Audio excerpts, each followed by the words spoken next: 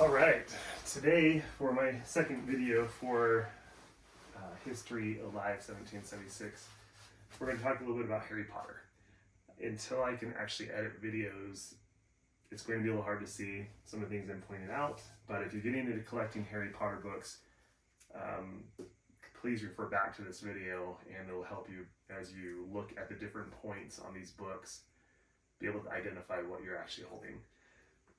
Harry Potter, the first Harry Potter book in the series was known as Harry Potter and the Philosopher's Stone in the United Kingdom and Harry Potter and the Sorcerer's Stone in the United States. The reason why there's a change is that Philosopher has a little bit different meaning in the United States than it does in the United Kingdom.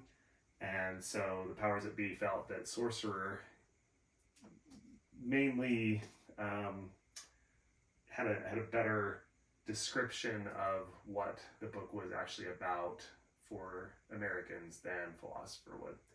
So we're going to start talking about Harry Potter and the Philosopher's Stone first. This book was limited to a print run. The first printing of the first edition was limited to no more than 500 copies in hardcover. Now, most of those actually went to libraries because hardcover books last longer in libraries than softcover do. So, when you get into collecting Harry Potter and the Philosopher's Stone, if you're looking for a first state or first print run of the first edition, it's going to be really hard to come up with the $15,000 to $100,000 it's going to take to get that copy, and mostly it's going to be possibly in poor condition, or if it's not, it may have J.K. Rowling's autograph in it, which actually will drive the price up even more. With Harry Potter and the Sorcerer's Stone in the United States, you need to make sure that you realize what that many people attach a different meaning to first edition than people who actually collect books. Given that Harry Potter and the Sorcerer's Stone, to my knowledge, has not been out of print yet, every single copy that you hold or that you're going to come across is a first edition. That means that since there's, hundreds of millions of copies, but maybe overall, but definitely millions of copies of Harry Potter and the Sorcerer's Stone and the Philosopher's Stone printed, doesn't really mean much if it's a first edition. What you want to look for is what state or what printing it is. Those words can be used somewhat similar to book collectors: issue, state, print, whatever. But we'll get into that in a little bit here as to how to identify that depending on if you're going to collect one or both of these. What I hold here is that an actual third printing of Harry Potter and the Philosopher's Stone.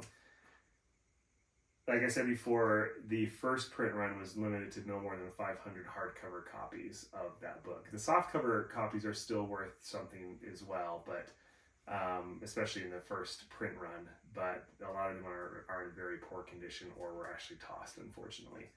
So what a lot of collectors are looking for is actually the hardcover copy of this. The second issue or second printing of this book had 1,000 copies, hardcover copies printed. This third state or third printing had 500 copies printed. So this is one of the first 1,800 to 2,000 copies of Harry Potter and the Philosopher's Stone ever printed. And it was printed before the United States edition actually even came out. Again, going back to what different experts say, some say that there is only 300 or 350 hardcover copies printed as part of the first printing. Others say 500, so that's why I say 1,800 to 2,000. This is one of the first 1,800 to 2,000. One of the things you want to make sure if you're collecting the Harry Potter and the Philosopher's Stone is to make sure that it says Bloomsbury right here in the spine. That denotes that it's a true first edition. If it says Ted Smart here, it's actually a book club edition. And inside, if we go to right inside the title page, it will say something up here in the, for the book club people or for the book people, something like that. This does not say that because it's not a book club edition. Also here you'll see that it has 8 numbers, sorry. It starts at 10, it goes down to 3. That smallest number denotes the print run. So this is a third print run. So it says 10, 9, 8, 7, 6, 5, 4, 3. That 3 is the print run. What you also see in here too is that there is no space between the illustrator, Thomas Taylor, his last name, and 1997 there. That's a mistake. And this edition also shows Joanne Rowling as the author, not J.K. Rowling. So those are some of the things you want to look for when collecting Harry Potter and the Philosopher's Stone. The third print run was actually the first one that had a dust jacket. And a lot of them don't have the dust jacket remaining because it's in such poor condition. This does have it, but it's seen better days. It's fraying at the top a little bit, but it's still got it, which actually makes it more valuable. It has the dust jacket on it, it's more valuable. So that is Harry Potter and the Philosopher's Stone. When we get into Harry Potter and the Sorcerer's Stone, you'll see that I have 2 copies right here. Both of them are actually first print runs of the first edition. However, this one right here is worth very little, and this one is worth quite a bit, because this is one of the first 30,000 copies of the first print run ever printed in the United States, whereas this is a book club edition. The way I can tell, without even looking inside the book, is that the cover, the Harry Potter is not in relief here, and it's not very shiny either. You probably can't see it very well on camera. Also, on the spine, it has year 1 as Harry Potter's first year at Hogwarts. The first edition did not have that. Later, first print run of the first edition did not have that. Later print runs of the first edition do have year 1, and subsequently for the other 6 books, it has the year of that book as well. But this one only has J.K. Rowling written up here at the top. I'll bring that in close so you can kind of see that a little bit, hopefully. This one just says Rowling, and then year 1, this says J.K. Rowling only. And if you can see, there's no relief to this, the writing of Harry Potter right here. Whereas in the true first edition, there is relief. And it's hard to, I've got a Mylar cover on this, but you can feel it. Most of the first editions, or all the first editions, have that relief if they're not book club editions. And again, I want to just specify too that I don't believe Harry Potter and the Sorcerer's Stone or the Philosopher's Stone has been out of print yet. So be careful when you collect these books, because a lot of people say, oh, it's a first edition. Well, all of them are first editions. And so when you're talking about a book that's had millions of copies printed, that's not very rare.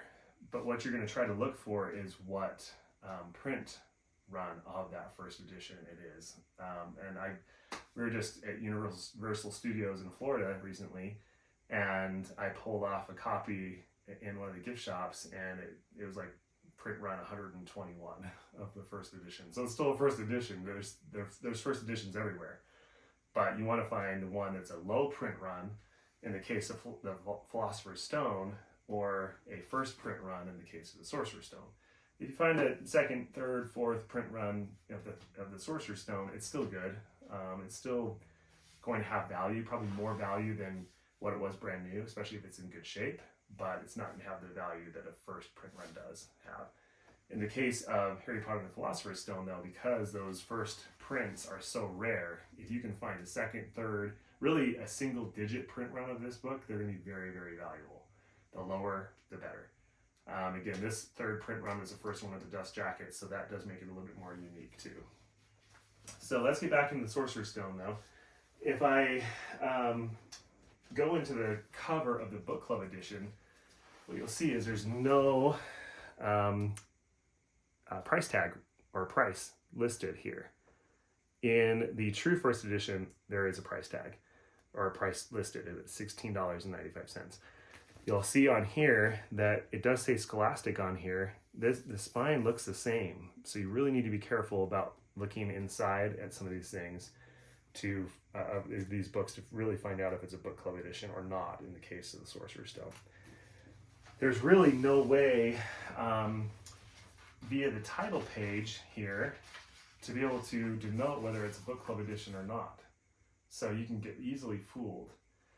And so some people, in trying to pass these off as a true first edition, will take the dust jacket and they'll toss it, thinking that they solved the problem. However, I'm going to show you how you can figure out whether it's a true first or not. So if I take this dust jacket off, you'll see this is just plain. There's no diamond imprints on this at all. Now, if you look at the top, it'll say J.K. Rowling here. So again, this is something that people who are trying to fool people into making a purchase that they shouldn't make for a lot more money than they should make it for, will try to fool people into doing. If I pull the dust jacket off of this one, and again, I probably should show that this does have the price, $16.95. If I go to the title page, just like the Philosopher's Stone, it's a little bit different in the United States. But what you're going to look for is right here where it says 13579108642. Now, the lowest number is a 1. That denotes a first printing. You want to look for publisher's mark of 23 right there. That's the one you want. Now, again, if you're worried that you're going to be fooled by a book club edition, though, because they look the same underneath the title page, you'll see that these covers do not look the same. Now, this one has some unfortunate water damage. It's still very valuable because it's first state. And the spine is a little worn. You can see the person who read this took the dust jacket off. A lot of people do that. They'll put it away somewhere because they don't like the way the dust jackets look. And then they wear the book out a little bit worse. And then when they go to sell it, they put the dust jacket back on. The dust jacket looks great. And that's good for value to a point. So you'll see, though, these covers are very different. This one has a diamond pattern embossed into it. And I don't know if you can see that on camera. I'll try to, move it around in the light a little bit. You'll see that it's two-toned. If you find one that's two-toned in the book club edition, because I think there are some, I've seen some, they still won't have that diamond imprint. So if you see one, looks like this, without the diamond imprint, though, be wary. It's probably a book club edition. So again, if you have questions about collecting first editions of either one of these, Harry Potter and the Philosopher's Stone or Harry Potter and the Sorcerer's Stone, please put your question in the comment section. I'll get to it in time. If you're not really into collecting Harry Potter, hopefully you found how to identify a first printing or the print run of a first edition helpful in collecting other first edition books that you may be interested in. Because in the United States, most books, there's some printers that don't do that, unfortunately, but a lot of them do, and that can help you to identify what print run that was in the first edition. And then you could do some research online to find out, well, how many copies were in each print run.